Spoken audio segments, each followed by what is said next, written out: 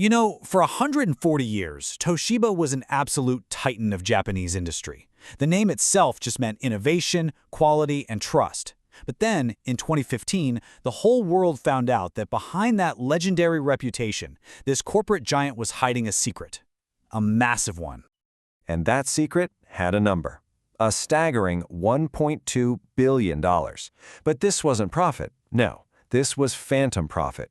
Earnings that were just completely made up. And that leads to the big question, right? The one we're really going to dig into here. How on earth did one of Japan's most admired companies manage to hide this for more than 5 years, right under everybody's nose? To really wrap our heads around how this happened, we first need to get the sheer scale of the deception. So let's dive into Section 1, a $1.2 billion deception. What's just wild is how long this went on. The funny numbers started appearing way back in 2009.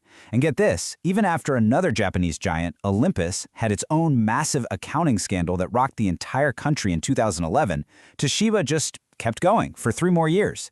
The whole house of cards didn't come crashing down until 2015. Look, a scheme this big, running for this long, it doesn't just happen out of nowhere. To understand the why behind it all, we've got to look inside the company, at its culture. And that brings us to Section 2, the culture of challenge. Yeah, this whole thing, it started right at the very top. Management wasn't just encouraging people to do well, they were demanding the impossible. They set these profit targets, which they called challenges, that were just, well, they were completely unrealistic. It created this intense, top-down pressure on everybody to deliver results, no matter the cost. And if you're wondering why that pressure was so effective, just follow the money. A massive chunk of executive pay, we're talking 40 to 45%, was tied directly to hitting those performance targets. So if you miss the targets, your paycheck takes a huge hit. The incentive to make the numbers work by any means necessary was literally baked right into their compensation. And this quote from the official investigation is just chilling. It really gets to the core of the issue.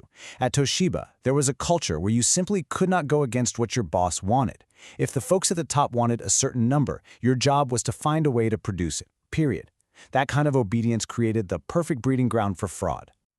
Okay, so you've got this insane pressure from management and a culture where nobody says no. But where were the checks and balances? Where were the guardrails? That brings us to our next section, a watchdog on a leash.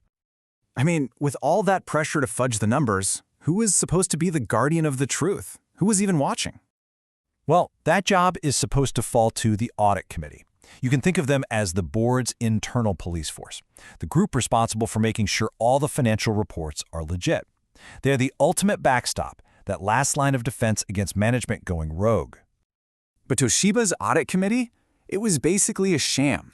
3 of its outside members had 0 experience in finance or accounting.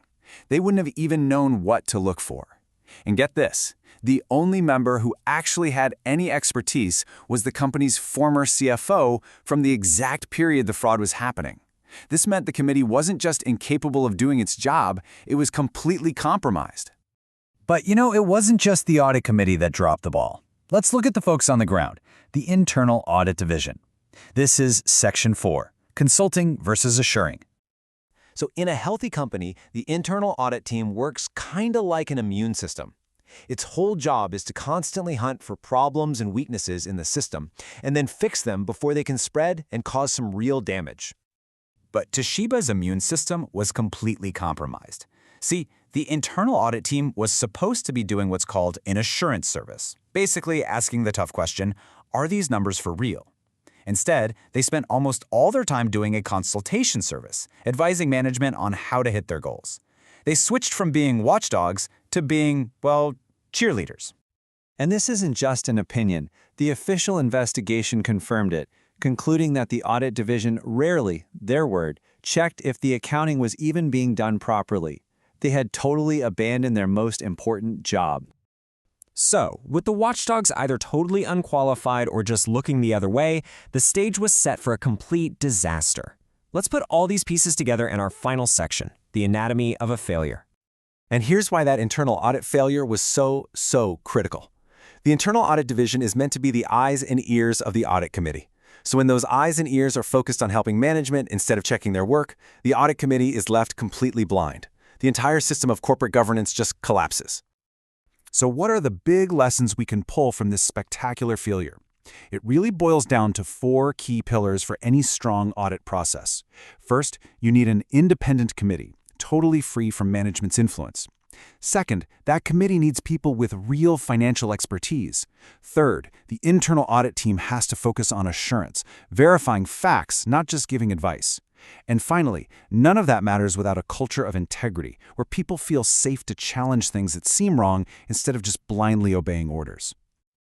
In the end, the story of Toshiba's phantom profits is more than just a scandal. It's a huge warning sign. It leaves all of us with a really important question that every investor, employee, and board member ought to ask.